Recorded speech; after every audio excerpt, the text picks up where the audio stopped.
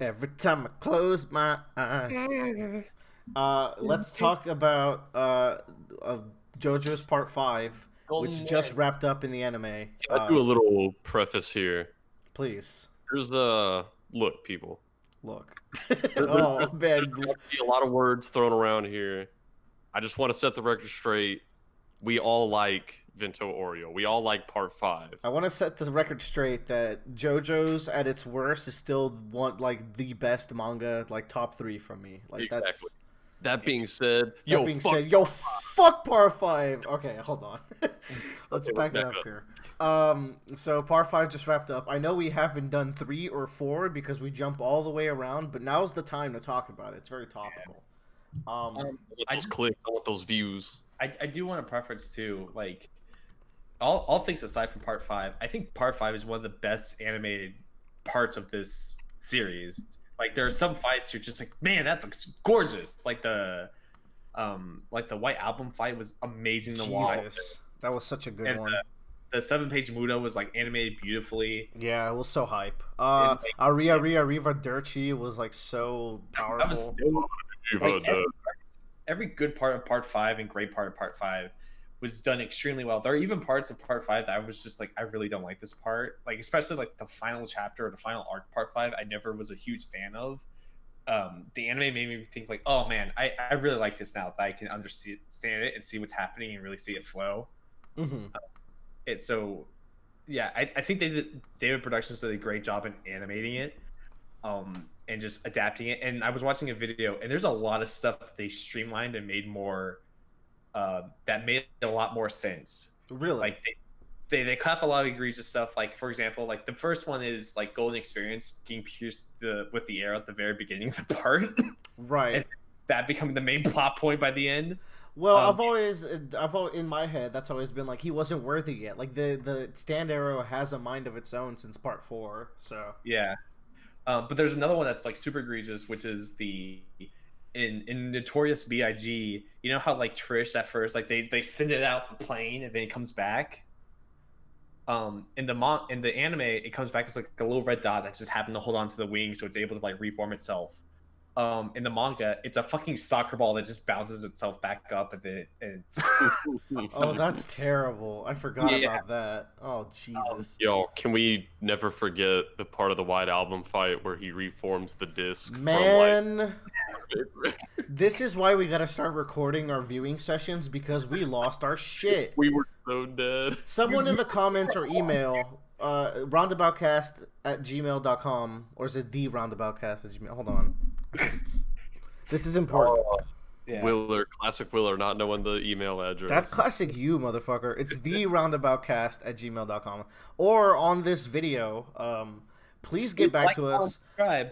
What the fuck happened when White Album takes the disc that he was trying to get from the Joe Bros and he makes it vaporize in ice? What the fuck was that? Please let us know. We've had our best people on this. We can't figure it out. We've analyzed it. We put forensic scientists on it. We called Iraqi himself. He didn't give us any answers because he spoke We Japanese. stopped the episode while we were watching to go back through the manga and we still couldn't figure it out. It made it worse, if anything. Anyways, okay, how do you guys want to handle this? We could, because this is our first JoJo part we've talked about, aside from 7, which we should have done this maybe for 7, where we have a lot of little arcs we can talk about. We could briefly go over our thoughts on each one, maybe. I think I know. I'm pretty solid in my thoughts on part five. I don't know if you want to start there, but to me, part five was great. I was like, I finished part four, like the anime. I was like, I'm gonna read part five because I just have nothing else to do. I haven't read a manga in a long time. I'm gonna start reading JoJo's. I read part five, and like part five to me, with some weird inconsistencies, was still amazing and great, all the way up until King Crimson shows up. And at that point, to me, it kind of loses its uniqueness and really falls into like this very safe structure that Iraqi already had done before, and kind of kills off any potential plot lines that was set up and kind of any kind of tension that was set up previously. It feels like, oh, now we're just doing a classic shonen arc that you've already done before, kind of deal. That's my biggest gripe, is that there's a huge loss of potential in part 5 that was set up really early on, and it feels like it just kind of got really lazy at that halfway point, which is sad to say because it still has some of the best fights in the entire series. It just overall it just didn't feel as fulfilling as the beginning of it did. Yeah, I don't know if I totally because agree because some of the best fights are after the halfway point. No, But I think the plot of part 5 is bad. I do not like the plot of it, and it really tanks halfway, like you said. yeah, it's because we were introduced to this, and like it starts off like super strong. Like we're kind of stuck with this kind of like, oh my god, is Giorno gonna be good, bad? Like he's the son of Dio, but also Jonathan. It's this weird, It's never relevant again. Nope. and it's never relevant again, which is I think is okay. Like the point is just being like, this is the excuse for this to take us away from this other like mainline JoJo's. But JoJo's is so big into family ties, though. Like I to know. completely disregard. It's in every single other part where like your family's really important to who you are and the lineage, and Giorno just goes off and does his own thing. yeah, but I think it's a good break in this series too that we have this part 5 that's kind of Suppose. like that's a break that's between like, okay, Josuke, which is like the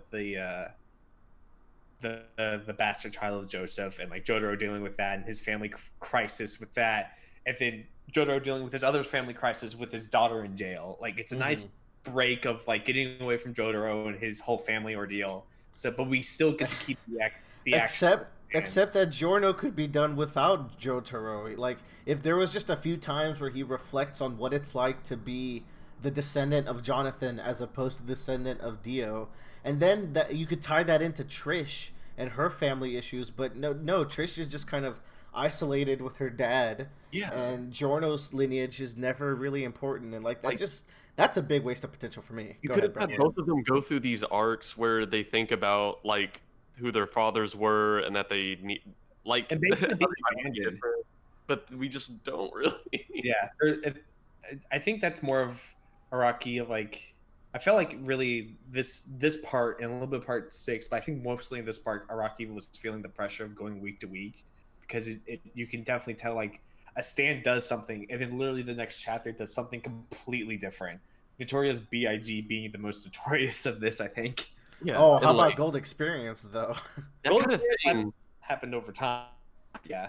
That kind of thing with stands just totally changing. Like it's present in most of the parts that have stands, but like it's not nearly as prevalent in any of the others as it is here. Yeah. So in a lot, yeah, it's, but like to me, like I feel like Araki was just writing more towards action to action to action. Like it felt like we're going from one action beat to the next action beat to the next action beat. Like there's kind of a loose follow through, but we're just moving from like action scene to action scene to action scene, and that works up until Mr. King Crimson, because when we're going to, is it Naples, Napoli? Where are we going to? Venice? We're going to Venice to drop off Trish. We have a destination point. Like we're following a trail to something. But then after that, we're kind of just like, I don't know, let's go here, and then maybe here, and then there just happens to be action there. There's not like a roadmap there like there is in Stardust Crusaders or in Steel Ball Run. Like we have a destination where we're going to. This feels like we're just kind of running around all over the place, and we're not really making progress until Araki decides to end the part. Because it's basically what happens is the team doesn't find anything out. They're basically just handed like, here's where you need to go by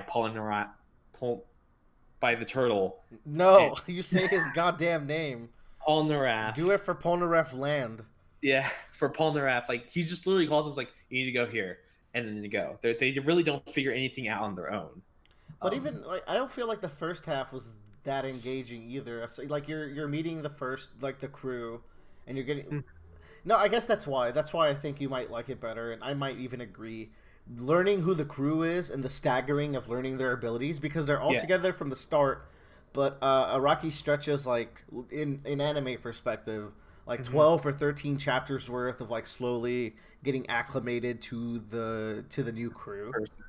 And when you're introduced to the crew, they're introduced together, but their powers and their abilities are revealed one at a time, and it really sets up like, oh, these are the people that they're going to be working with, and this is like, and then eventually the best parts of this part I think are when you have team members teaming up with each other and comboing with each other doing their abilities. Like Jordan and Mist are the big ones to me because they have the best two fights, which is against Yep, Green Day and White Album. yeah, because they're able to combine their stands together and really work together, and that's so cool because I think that's the one unique thing to this part where like it really like they're literally using their stands together in a form. They The also other have one, very high sexual tension. yeah, yes. The other one, Mrs. like the all star this part. I feel because he's in all the best fights. He's in Grateful Dead. He's in he's in White Album. He's in Chocolate. He does some things at the very end too with like they're it's just the parts that make part five great are when they're able to bounce off of each other power wise, and you kind of get this great group dynamic of like this is why they work as a team, and this is why they're able to do great things. And then when they have to face that near the end, when they or like in the best fights are when they have to face that same kind of duo with the Grateful Dead and with Pet and with Beach Boy or with Chocolate and Oasis, and being able to like they're now facing stand powers that are able to combo with each other. So now that they have to combo with themselves, like it's that's what makes this part so great. Is it introduces this dynamic of combining our stands together to defeat other stands. Yeah, it's not anything new, but it's executed quite well in this Yeah, part. like and I think never not as much as it is in other parts. I think, if I'm remembering correctly, it barely happens in Stardust Crusaders. It happens a few times in 4 and 6, yeah. 7. The main characters don't like their powers do not synergize, Mhm. so they're just kind of both fighting at the same time, if ever. Uh, Yeah, but that's also like its own thing of yeah, that has its own merits of like becoming your own man kind of deal. But yeah, but the point here is like it you have that in the combat dynamics, but you never get that. I feel like in the character dynamics, like there's never a breathing room for the characters to sit let's down. pause on the characters a bit because that's where my piece mostly comes in. Bradley, if you had to like voice your main likes and dislikes of Part 5, what do you think you'd break them down into? Um, I guess I'll say strength wise, if you are into JoJo's for action, like this is the part for you. Like holy shit, lots of action, lots of really good action. This is like action the part. It's a lot of intense fights where like your life is on the line, Mhm. and it's a lot of punchy kill fights, but the punches are very different than a normal punch. They're gonna be bullets or making someone fall or sound based tracking. Or elevation. Yeah, well, that's making Yeah. someone fall. Yeah, yeah. So yeah, that's probably what I'd list as the core strength of part five. Um, what brings it kind of down in the tier list for me, which again, I still like part five, but what makes me like it a little bit less than most of the other parts is I just don't feel like we're doing I don't feel like we're progressing anywhere with these characters. Like Mhm. pretty much all the characters on paper as they are, like I think they're really Likeable. cool. Yeah, like most of these characters I think they're really cool just on a base level. Like even all the enemies we fight, they have like their own distinct personalities and I feel like sometimes the enemies outclass the main characters a lot of the yeah. time. So man, I like most of the characters, but they just don't really get that development. Like I don't know what's fish hook, what's fishing pole guy. A Yeah, pesky, yeah, he gets more development Yeah, in like half an episode than most of our main characters do. and while it's yeah. forced, it's also kind of well done for how fast it is. Like Yeah, it's a fast paced but fun character development. Mhm. I think the big clincher for me was that back when I had finished part five, I was like, okay, I wonder if there's like what am I missing here? Like Araki had to be doing something here. And so I was looking at like discussions and stuff, and a lot of people were saying things like, yeah, no, part five gets a bad rap for the storytelling, but I think a lot of it's suffering a lot because what most people have read are the original translations, not like the official ones, like the newer ones that translate a lot better, and you get a better read on the characters Mm-hmm. and stuff like that. And I was like, oh, well, okay, maybe I wasn't, maybe I was suffering from bad translations. I want to see, kind of what the characters were meant to be. And I looked into it, and it turns out I was reading the new translations that are supposed to be the good ones, and I still didn't really get a lot out of it. So Yeah, I think the big thing for me is like compared to like I hate to compare parts because they're so like individual from each other, but if you look at Crusaders, there are really small moments that happen that you get a glimpse into like the people on this road trip really do enjoy each other's company, yes. Hold and on, they're Joe. You're stealing a lot of my points here. Let me go. Can I tag in? Because I'm gonna. yeah I feel like we're gonna cover a lot of stuff. yeah For me, I totally agree with Bradley and Joe, where action is the strong point of Part 5. I want to add an addendum, I suppose, where Part 5 has very good kill your opponent action. It's the, after, even including Part 3, as when stands have been introduced, it's the one with the least gimmick fights, which I know some people don't like those fights a lot of times.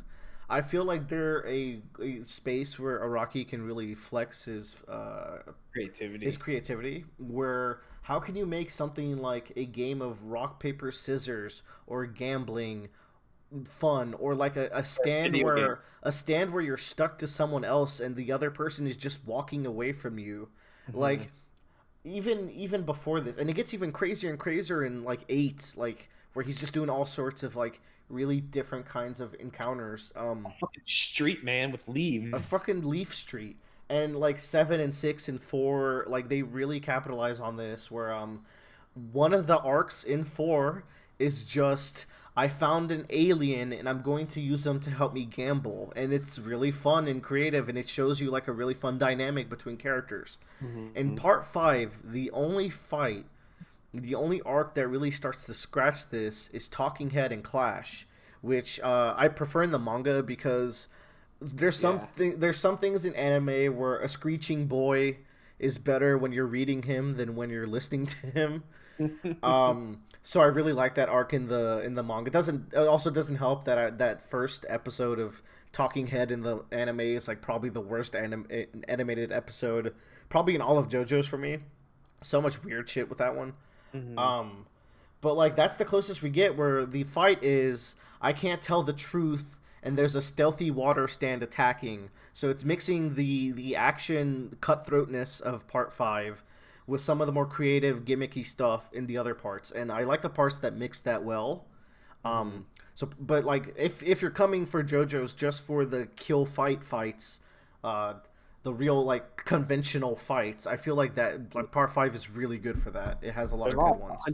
a lot of like deadly kind of gunslinger action, I guess, where you have to be like, I gotta be real careful what I do here right now, or I'm screwed. Like with Buccioli zipping himself into many pieces to hide himself from. Yeah, a lot of good tension moments for sure, especially in like those 4 or 5 arcs that we keep bringing up. Throwing Metallica in there as well. Aside from like the other 4 that we keep talking about, those are they're some of the best JoJo fights. Where this part really drops for me, it's the characters, which is what I think we've all been kind of building towards this. Where my particular take with the characters is, like Bradley said, they're all pretty fun in a vacuum. They're all pretty interesting in a vacuum. But when you break it down to how do they interact with each other, what do they do in their life, that's where they really fall apart. If you go back to, I think comparing this cast to Part 4 is too unfair because I think Part 4 just stomps it so hard in character dynamics. That was Part 4's whole thing. It's about being a community of people. Yeah. Like, so that's why I'm not going to compare it to that because I feel like that's an ass stomping. So let's compare it to the Part 3, which to me, in my mind, Part 5 has always been a better Part 3, but that's kind of shifted lately, where I've really grown to appreciate the characters in Part 3 over the characters in Part 5. Where the characters in Part 5, maybe you could say they're better written because they have sadder backstories, they have so much more epic like tragedies, they're such tragic characters, but in the end of the day, they're just not as fun or entertaining as the Part 3 characters, and even then, they're not as grounded as the Part 3 characters, and that goes a long way. I feel like these guys, like, tell me what Giorno does when he gets back home, aside from doing mafia things and stealing like luggage. Like, what does Mista do on his day off? What does Fugo do when he's not on a mission? We don't really get a glimpse of who they are outside of that. And you might say, well, that their job is being mafias. But then I would retort to that by saying that in every single JoJo part, and I mean like every single other one, the characters are normal people. Even in the weirdest sense where they're going on a like road trip across America as cowboys. They're so grounded because they have families, they have pasts. They all have something to go back home to. Like they also all have like personalities and likes and relationships with each other. Like, does Mista have any friends or family outside the crew? Does Abakio, aside from that cop that he left behind, what does he have to go back to? What does he even like? Like, I can't definitively answer a lot of these things. And the thing is too is that that's not a bad thing to have in a story. Yeah. But you have to be able to like justify that. Like there needs to be a moment where like the team sits down and kind of really thinks about like, this is all I have left. Like this is like kind of like that's what this story needed for that to work. Mm-hmm. Is at a point where someone breaks down and it's like, I can't risk losing anybody because this is literally all I have left in the world. Like that needed to be a big moment for somebody. Maybe Narencia. Like, yeah, I feel like Narencia kind of gets there too. He's the one that really gets there when he swims after them. Yeah, but I feel like they did kind of get to that point where like, yeah, clearly they don't have any other lives because this is all they have left. Maybe that's the point. But that's not what I like about JoJo's. You could go to Naruto or Bleach to just get fighty boys, you know, to get action shonen boys, because that's what Part 5's cast ends up being. They're action shonen boys and Trish. While something I've always loved about JoJo's is like, fucking Jonathan is an archaeologist. Joseph is a real estate guy. Josuke probably grows up to be a cop and he has all his friends. Jolene, Jojo is a fucking marine biologist who also works with the Speedwagon Foundation, and Jolene has her friends in prison who they all rely on each other to have fun while they're there. She has her relationship with Romeo. She has her relationship with her mother, both which are like they're still alive. They haven't abandoned her. She has her relationship with her dad, which is a huge thing.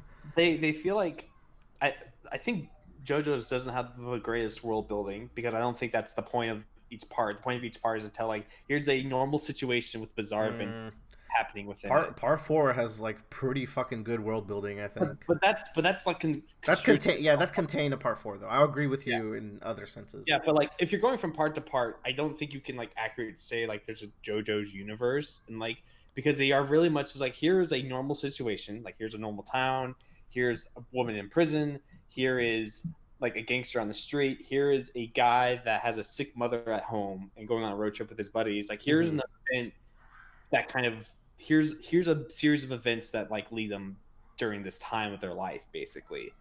And what makes that better is when you realize that this person has something else in their life that's outside of that, even if you don't ever get to see it.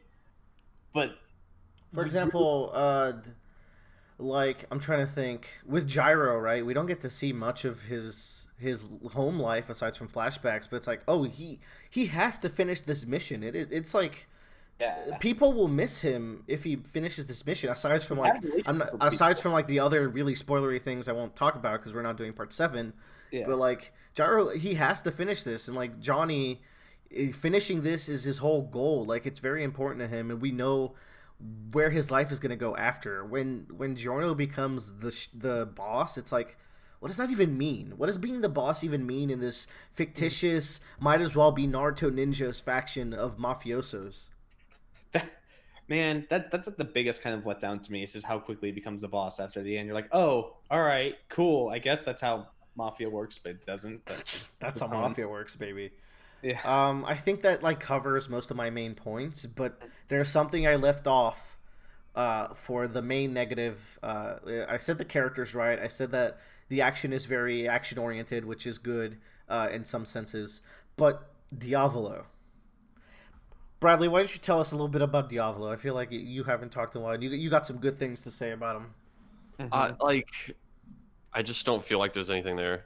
Like, the problem is the thing I've talked before in other podcast segments about how much I love Kira to no end. Me And too. like, so I love him, and then without spoiling really anything about the part 6 and 7 villains for people They're who phenomenal. wouldn't know those, the non-spoilery thing I do like about them is that the core of like their motivation and the core of like the main conflict is like pretty are like philosophical issues that people have been dealing with for a long time, And they're interesting, like you could interesting goals. while And- while most people don't agree with the villains of those parts, like I think the villains at least have some kind of point. Diavolo, like there's just nothing there for me to grab onto. Like he held his mom underground for all these years, torturing her. And why? For why? Because he's crazy. That's like what. That's everything about Diavolo is that he's a crazy man. And it's not even like it's not even like the supremely interesting kind of crazy that Kira is. Yeah. Like, Or the he's- fun crazy that Dio is. Like he's- the he's over the just top. fucking insane. Yeah, and you bring up the mom thing, man. When we were watching that, I was like, God damn it, I forgot about that. That's real shitty. And it kills the character because the whole thing about that character Diavolo is you don't know anything about him. Like nobody knows anything about him. That's his whole kind of character trait is and it really should have stayed like that. Like it really should have been like he's such a mystery that he really doesn't have a past, and that's kind of it because that's all you need for. Yeah, maybe that would have been a little better. Because it's just like because the one thing that makes Diavolo so interesting is Doppio. Yes. It's because you realize like this person is so crazy and so obsessed with not being found. He has mentally changed his he has mentally fractured himself to hide himself. Like that's fascinating. Yeah. And you just need to build off of that. And it didn't really build interesting. Like Doppio's his loyalty to the boss really fascinating. But then there's not much to it. Like Doppio dies pretty early after he's introduced. I don't know, man. Doppio versus Metallica is really interesting because he's borrowing from the boss. But like Doppio's the interesting one in the relationship. Diavolo is so boring to me.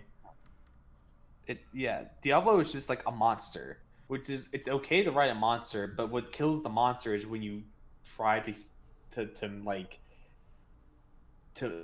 try to fill in that monster gap like without any reason. Diavolo just has no motivation for this entire part, like Bradley said.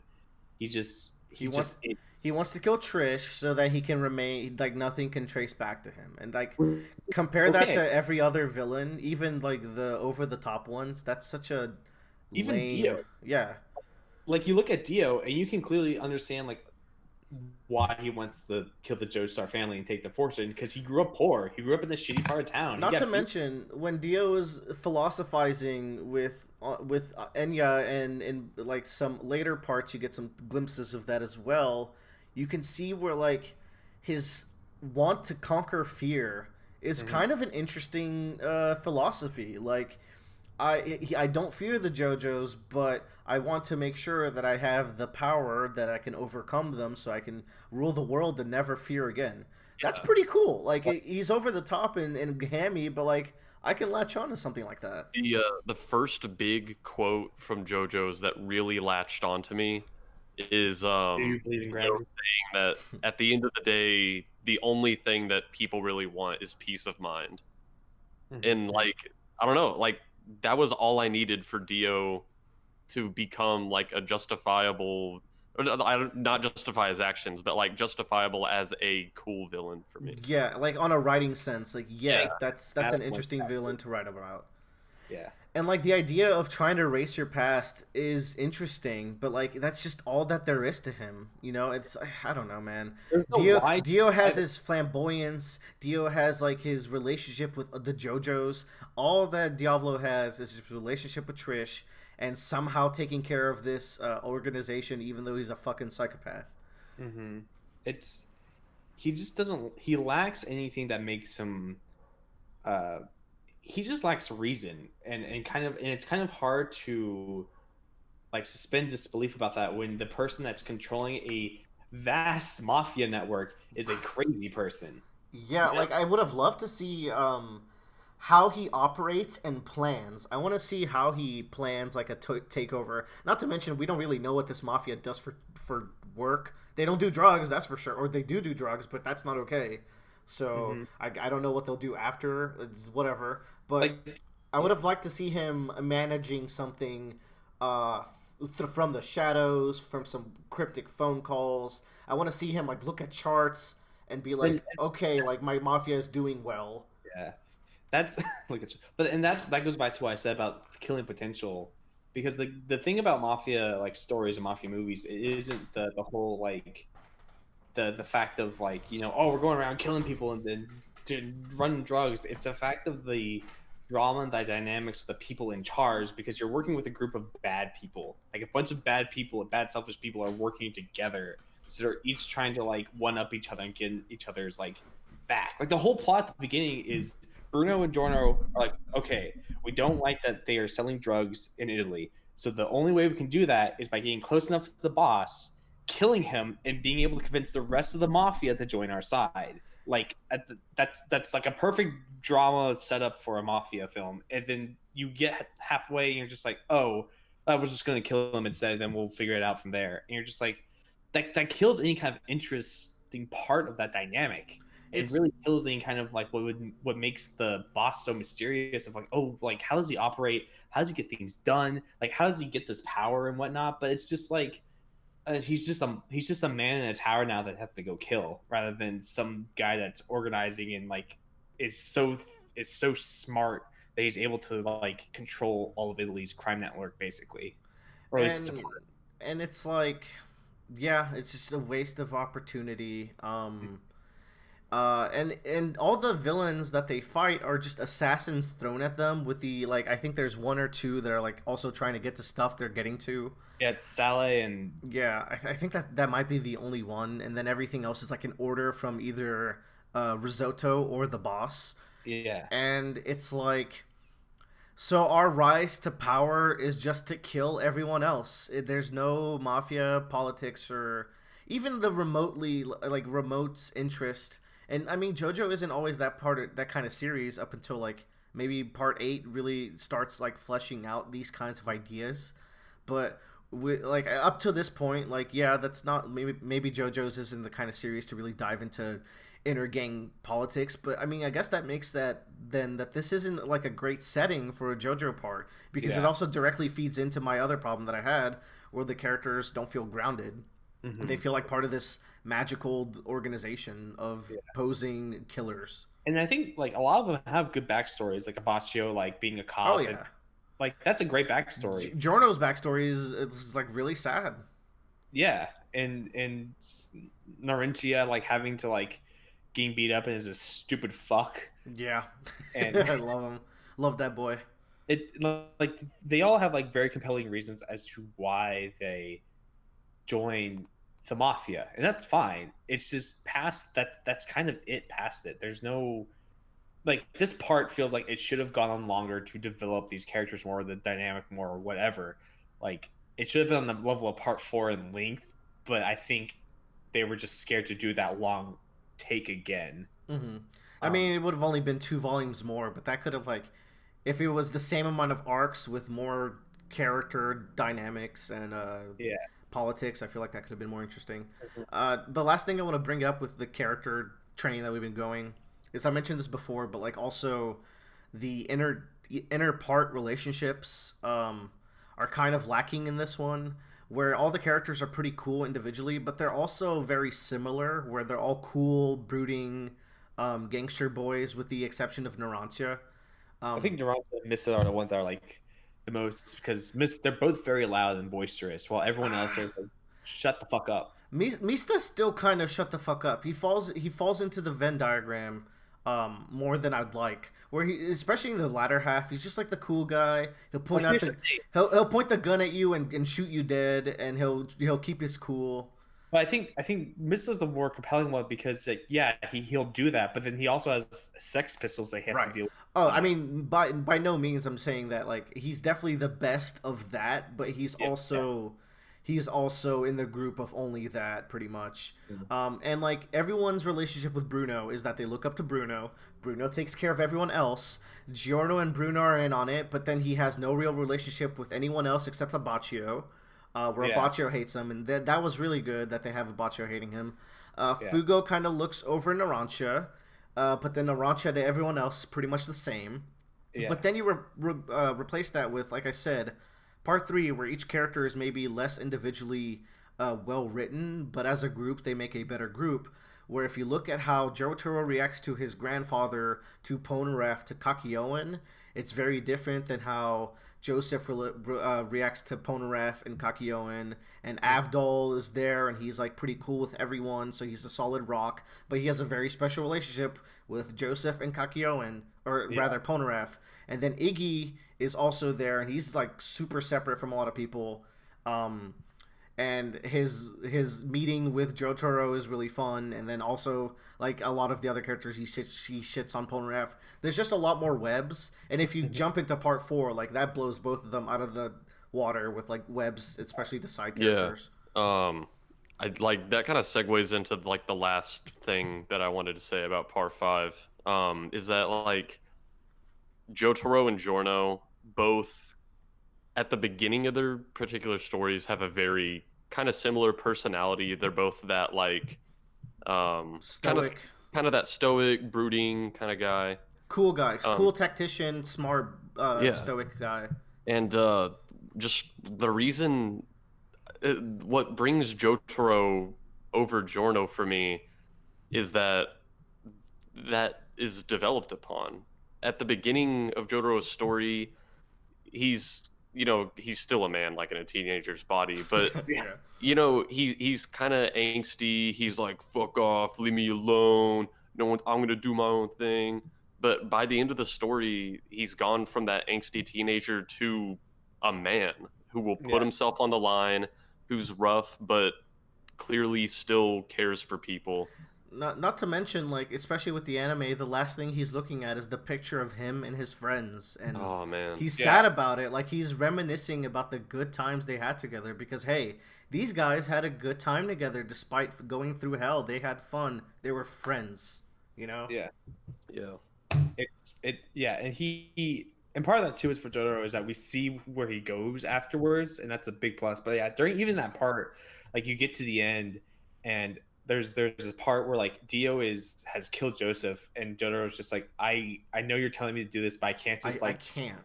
I literally can't just let this guy kill you and not get away with it and get away with it basically. I have to do something to revenge you or avenge you or whatever. It doesn't matter. Like whereas at the beginning, Jotaro had been like, fuck all of you. I don't care who you are. I stop bothering me. I want to be by myself and chill out. Um but yeah, it's just by the end for Giorno, and like you can have flat characters, but like Giorno, Hell, I'd say 3, 4, and 5 all have flat characters, but yeah, the fact that those flat characters are the rocks of the series where every character bounces off of them and mhm, is better for meeting them, it's like I feel like the same with Giorno, but Bruno yeah. also fills that role, and there's just a lot of flatness going on here. I think one of the best things.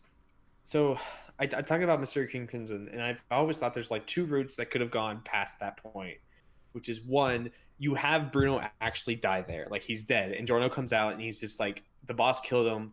Like here's what we were planning to do, and then Giorno has to step up and take up that leadership role because Hmm. now like there's a power vacuum, and Giorno has to like prove to everyone else now that he has to be the alpha or the mom or whatever you want to be of the group. That's immediately more interesting, actually. Yeah, and like, and it gives more like kind of reason, and especially because like you have all these moments like leading up to this point where they're learning to trust Giorno. Like Missa has to fight with White Album. Abaccio figures out like he's willing to sacrifice himself Hmm. to figure out what's going on with Saleh. And maybe and like the only one that's missing, actually thinking about it, Narancia and Giorno don't have a single fight together. They have clash a little bit. I think A that's little it. bit, but that happens afterwards. Yeah, yeah, yeah, yeah. So it's like really just moving that in front of it and kind of showing that like the characters have like learned to trust Jorno and like have realized now that this person that they've been told is their boss really doesn't care for them. It kind of lets them think about like, what do we do? And really makes that impactful moment of stepping away from the organization, trying to take down the boss a lot better, I think. Um, Alternatively, you double down the Bruno being a zombie thing and do it to everyone else, and then there's some fucked up shit you have to deal with there, theming wise, and basically that Jorno is now leading an army of zombies to go kill Diavolo, and like really like, are you doing the will of everyone in your team or the will of everyone of your own will and imposing on everyone else? And goes back to Dio with his own army of zombies kind of thing. Wow, that that is so much more interesting as well. The idea that Giorno does what's right through a mountain of corpses would be the Yeah, perfect showing of I am Jonathan and Dio's spawn. yeah. Um, there were sacrifices that had to be made, but we saved Italy from drugs, I guess. Drugs bad. Drugs bad. Well, Uh, that's the point. I think like halfway through, they're like, "Oh man, Bruno's a great character. We shouldn't kill him yet." And I think that hurt the story more for it because it didn't yeah. allow Giorno to be his own unique character, because it's very much more Bruno's story than Giorno's story, and it's kind of sad when that happens when it's Jojo's Bizarre Adventure. Like I understand people like get hung up on like main characters doing all sorts of cool shit, but like they're the main character for a reason. Like I want to follow their story. Um, we before we wrap this up, we'd be remiss not to cover King Crimson and that final arc because I'm very opinionated on those. Yeah, With King Crimson, I think King Crimson's a really cool stand, way cooler than yeah, Diavolo is, yeah. but it frustrates me to no end with how inconsistent it is. Like Um, yeah, and Araki's not very consistent in a lot of things, but like this one this one really thing in hurts. particular is just it. And I think the fact of the matter is there's no clear like explanation of what it actually does, and that's the problem. Because you have people say like, oh, he skips time and he erases everything in between it, and he can't affect anything during that time other than take himself out of that point. It's like, okay, cool, but then how does everything else that he would have happened happen then? So does he adjust fate? Does he just like, what does that mean? Like there's no explanation as to what he can and can't do. For me, the sticking point is when they say that he can't affect anyone in stop time or skip time, but he becomes stop time in certain scenes, which is the problem. Where he kidnaps Trish, he kills Narancia, he moves everything out of a hotel room Yeah, while a maid is there, and he kills the fortune teller all in skip time. But hey, he can't affect you in skip time, so we get this bullshit blood trick. Even though in the same arc he kills Narancia, it's like the suspension of disbelief and like the patience I have with Araki and his inconsistencies really go out the window when like people try to defend the stand for making sense, and it like straight up it just doesn't, and we kind of have to live with that. And yeah. it's like, oh, he was destined to kidnap Trish in the stop time. Well, if he was destined to kidnap Trish in the stop time, then Bruno would have been destined to pull out sticky fingers and attack him. So even though he wouldn't remember that, he would have at Yeah. least been in position at the end. But that's just not how it works, and just Mhm. confusing. It's like, and that would make it even more interesting. Like imagine if like skip time happened and Bruno was just like, why is sticky fingers out? What's happening? Exactly. Like, That would have made sense. It would have been that easy to but like for it's me to believe it. the thing is what makes it good is when you, because there are small moments when they show that happening. Like there's a point where like they show outside like Narancha and Miss Sarah fighting over some chocolates, and skip time happens, and they keep fighting, and they don't realize that Narancha already ate the chocolates because that's what he's Right. supposed to do there. And you're like, oh, okay, I get that, but it doesn't line up with everything else that he can do. Yeah, because sometimes he just stops time, and that's all it is. Yeah, Bradley, you got any King Crimson things? But how does it work? Epitaph is cool, at least. I will Uh, say though, I love his design. His design is like so perfectly reflective of who Diavolo is in Doppio, with Epitaph and the small head yeah. and everything. I just, it's so creepy looking. I love it. It's one of my favorite like looking stands. Looks very cool. and I like the ability. It's just I don't think it's presented very well or very Yeah. consistently. Finally, there's all these amazing arcs in part 5, right? Like we've been talking a lot of shit, but like I think Black Sabbath is pretty cool. I think White Album's amazing. It's one of my favorite JoJo arcs. I think Grateful Dead and Green Day are great. I think Metallica's fantastic. Any ones that you guys want to throw out into the positive pile? White I think Album, top notch. would you say, Brad? I'm sorry. White Album is top notch. Yeah, boy. I was gonna say Clash and Talking Head. Yeah, of course, very creative. Yeah, manga version is a lot better, I think, after like watching it again because Mm-hmm. there's some pacing things that go on with that fight that's really hard to justify when you're in anime space. It's like the time stops in Dio World and in like Sheer Heart Attack, where it's like these just make sense when people are talking. They make sense in a panel, you know. Yeah, it makes sense because you have the speed to read through everything, and they're more or less explaining the thought process. They're not actually just sitting there talking. They're more or less talking to you, the reader, than they are talking to the other person. A lot of fantastic fights. Main crew got a lot of fun stands. That last fight though, that really that's what really sours the pot for me. It's bad. it's a lot of it's everything in the kitchen sink, and it's really unnecessary. Yeah, because Silver Chariot, like, so we're referring to Silver Chariot Requiem plus King of Kings. King of Kings, which Silver Chariot Requiem is just one of the messiest, least interesting arcs. It takes a while for it to get going, so even on a rewatch, it's like, okay, let's get to it, because you're just gonna explain a bunch of shit that doesn't make sense, and I already know that. It gets like 6 components to its ability throughout the arc. It over necessarily complicated and bloated. It has a weakness that they act like is foreshadowed, but really isn't. It's the most frustrating thing. I'm just gonna break the light in the back of my soul. It's been there all along. Jesus. Very frustrating. The actual action has some lulls where it's like they're just kind of walking and looking at it. Remember when everything started to mutate? Because I forget that every time. Nope, I really wish I could forget it, but it's one of those 6 components I don't like. Polnareff gets the real short end of the stick, where our sweet boy is in a fucking turtle just because shit's... I love New Turtle Boy. Ugh. And then, like, I really like near the end, after the bullshit with destroying your own soul happens. First of all, the soul mechanics also, like, no, like, souls and fates are a big part of JoJo. Like, a big part of JoJo. Like, every part in JoJo's has, like, some soul component, and especially some fate component. And, like, this is the part where fate is linked into the heaviest.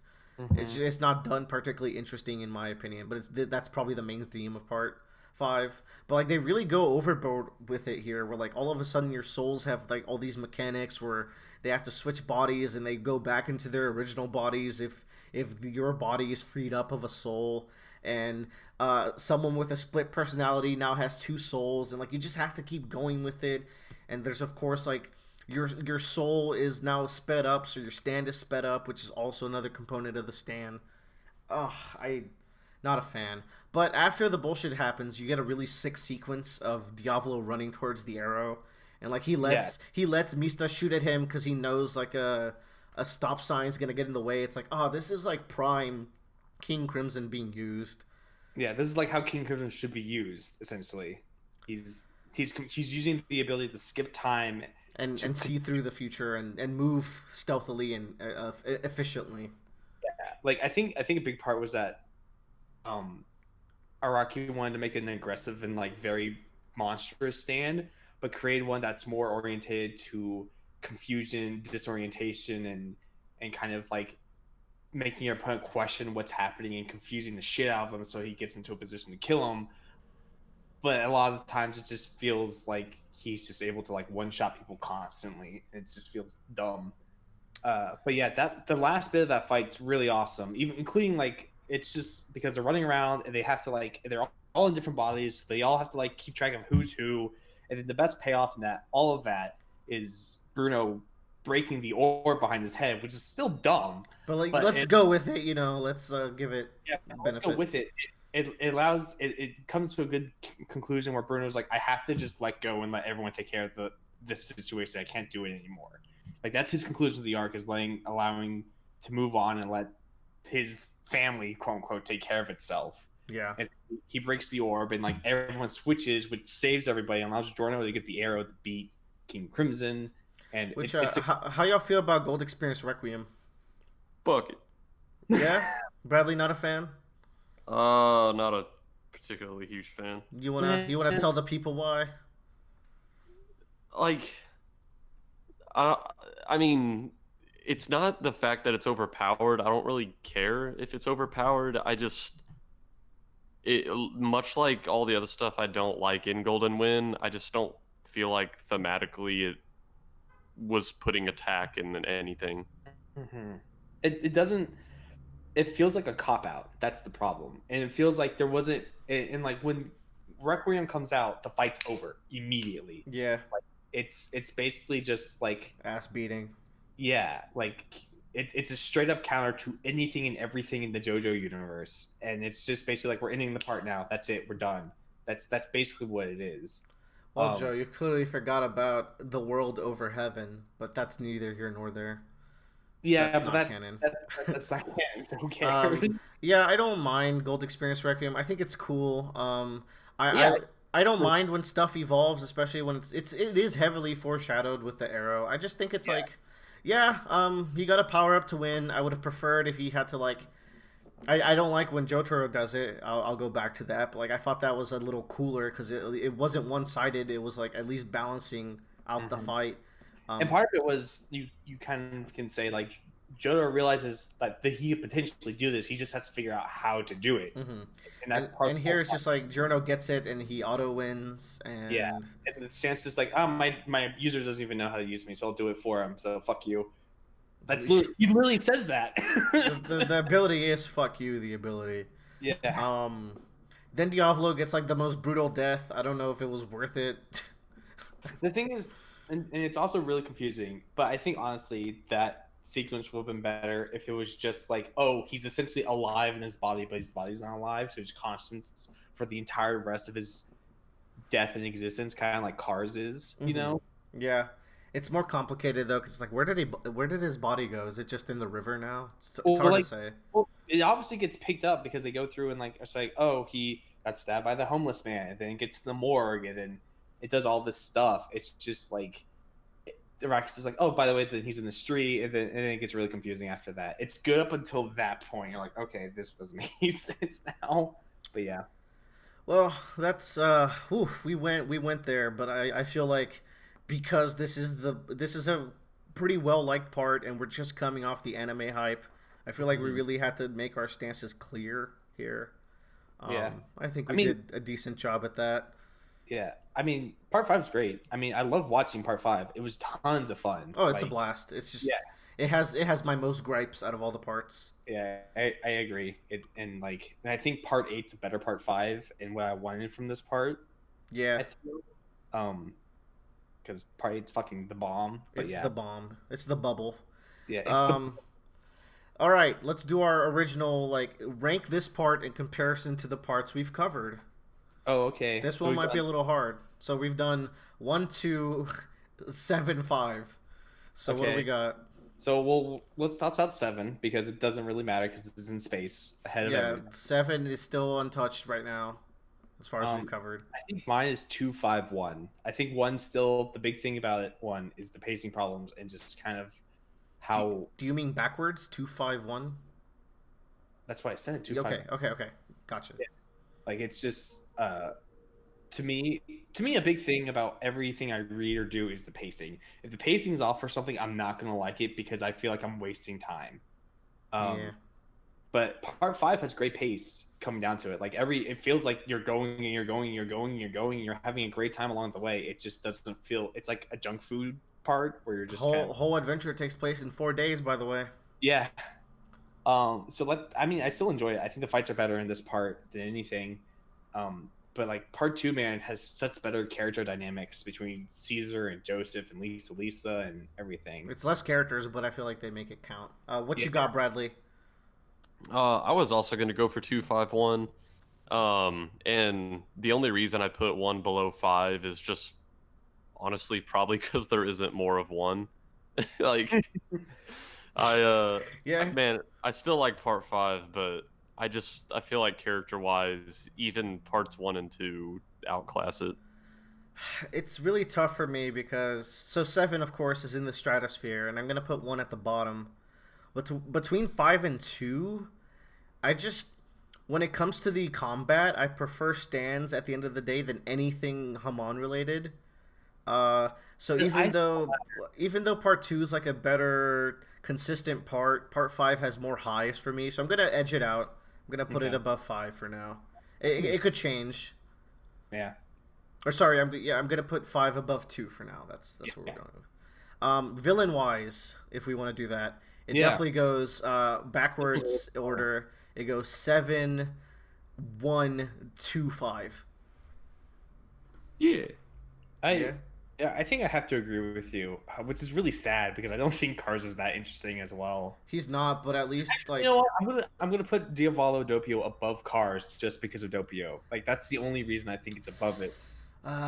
Man, that scene where Cars becomes the ultimate life form is just so much more fulfilling as a reader. But he never became Shadow the Hedgehog. He didn't, but he could have transformed. It was like if the fight went on for like another 2 chapters, we would have seen it. You're right, the real ultimate life form. The real ultimate life form.